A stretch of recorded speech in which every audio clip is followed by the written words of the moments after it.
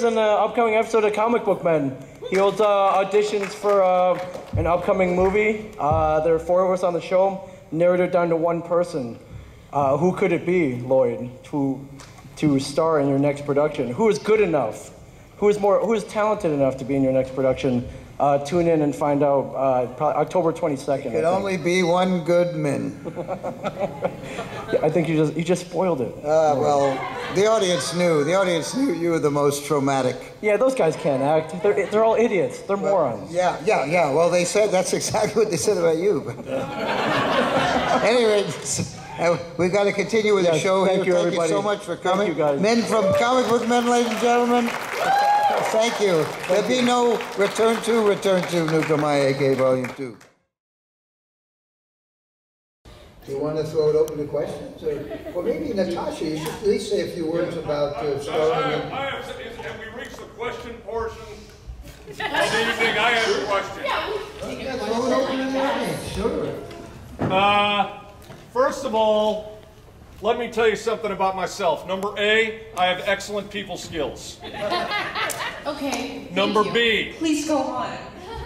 I do have a high school diploma or the equivalent as has been directed by the state of Georgia. Oh, wow. That's pretty fun. Number C, I've watched every single film in the Troma canon. I wish this man wasn't so backlit so I could see him. My question is for you, Lloyd Kaufman. Will you or will you not give me money to make a movie for Troma?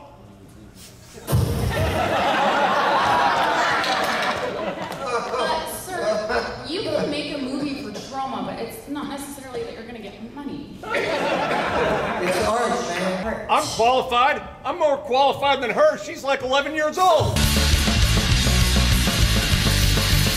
Can we escort this man either out or up here? This man sounds either very problematic or very intelligent, so we might need him to come up here.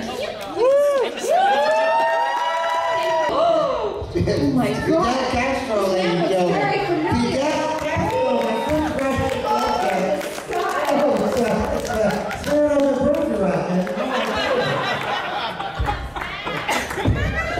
You know who this is, right? We'll kick him out of the Screen Actors Guild if he's identified. Sean Gallagher!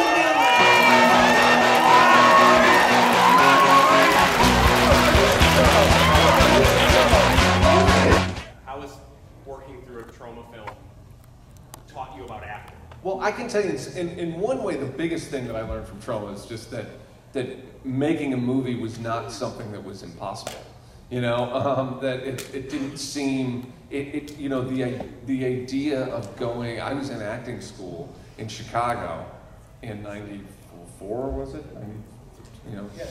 94, and you know, my brother got hooked up with Troma, and he asked me to come out. So I went out to New York for a couple of months or whatever to be around for him making this movie. And it just seemed so larger than life. I mean, the idea of actually going and actually doing a movie, and then, you know, people saw it. It came out in the theater, and it ran for a long time, actually. Tromeo did. Tromeo ran for a very long time in the theater. And so, yeah, I mean, you don't have time on, not just a Troma movie, but any low-budget movie at all. You don't have the kind of time you have to have extensive rehearsals or to, you know, work on something as much as you think that you will when you're a student, you know? And so just the idea that, hey, we gotta get it, you know, this is not larger than life, this is a job. You're getting up and going to work and making these things every day. Like, that's invaluable. And that's why so many great people get their start doing Troma movies, because it's like, oh wait, I can do this. Like, you know, that's the cool thing about, you know, Kansas is on it's all right, you can be on Snapchat, that's fine. Right now. It's really important business right now. No, I want to tell you, I wrote a script. It was an allegory for what the Ramones did for music, and it was an allegory for corporate radio, and it was about this this monster named Donna Disco, and she would kidnap little children and feed them to her monster in her basement, which was an allegory for brainwashing corporate radio. And then a punk Hispanic man named Ramon. I remember cut out letters and me kill you fast, Saturday 9 p.m. hate you. And some stick figures. Was that you? I don't believe it. Beautiful as it is. Tell us about that. That's correct. There's a scene in Romeo and Juliet where my character, Sandy Capulet, is punched in the face by the character of Murray Martini. Now, Murray was played by my very dear, dear friend, Valentine Neely, who is still my friend to this day. But when we shot the scene where he punches me in the face, apparently he didn't know that there was supposed to be some sort of a space between where his fist went and where my actual face was. And if you watch the film, when he punches me, that is actually him punching me and breaking my nose.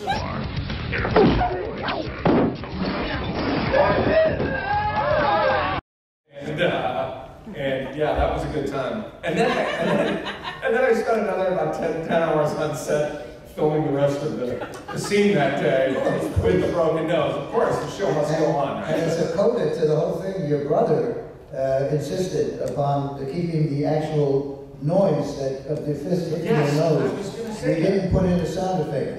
James insisted on it. Very noticeable Right. too. And if I'm not mistaken, somebody wanted to, one of the editors or something wanted to change the noise because it sounded too fake. The noise of my, but if you go back and watch it, it sounds like a balloon popping. It's like a, yeah. Right down here. Yeah, you made a really funny video with the Angry Video Game Nerd. You guys played toxic video games together. I was wondering how you ended up in his basement doing that. You heard something called Grinder by any chance?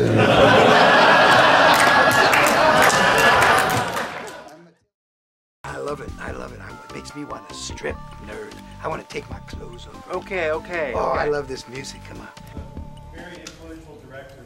Who are some directors that influenced your films? Who were directors who influenced my films? Yeah. Chaplin, Keaton, Stan Brackett's greatest visual artists of my entire lifetime, of our age. Jerry Lewis, Hitchcock, Ernst Lubitsch. I kind of got hooked in the 60s on cinema. So it was more films that were made before that era. Sam Fuller, I became friendly with him, Fritz Lang. Most of them were the great American, sort of auteur American directors. But additionally, John Avildsen became a great influence in your life, right? He became sort of a mentor and a support. Yeah, the more modern directors, Pat is absolutely correct. I worked with John G. Avildsen on his early film, Joe, and then I identified him as a really good director, so I attached myself to him. And then I got to work on Saturday Night Fever. Both those films were my film school. And John Badham was the director on that one. And I learned a great deal from him. Was there ever a point where you were like given an opportunity to sell out at some point, where somebody was coming along and going, hey, I think we can mainstream this, and you didn't, or is there going to ever happen to you? But I certainly, hey, if I could sell out, I'd sell out. I'm a miserable person. I can't get along with anybody. So I bet people think I'm brave. It's not that. It's just difficult to deal with, I think. Lloyd, we try. Hey, if somebody sent me a decent script, right, I would do it. I do my own productions because I don't get these great things over the transom. Lloyd, and if somebody offered me a decent, in other words, I get offered scripts to direct, right, where I could sell out, but they only give me they don't want to pay me much. But if they wanted to pay me $500,000, right, I would direct the urine of Mr. Sean Gunn right here. So I would sell out for that. I would direct something that I didn't really believe in for that, right? Anyway, the next project is we're doing the Troma's adaptation of The Tempest. And what was the title? The title is Shakespeare's Tempest presents Troma's Shitstorm.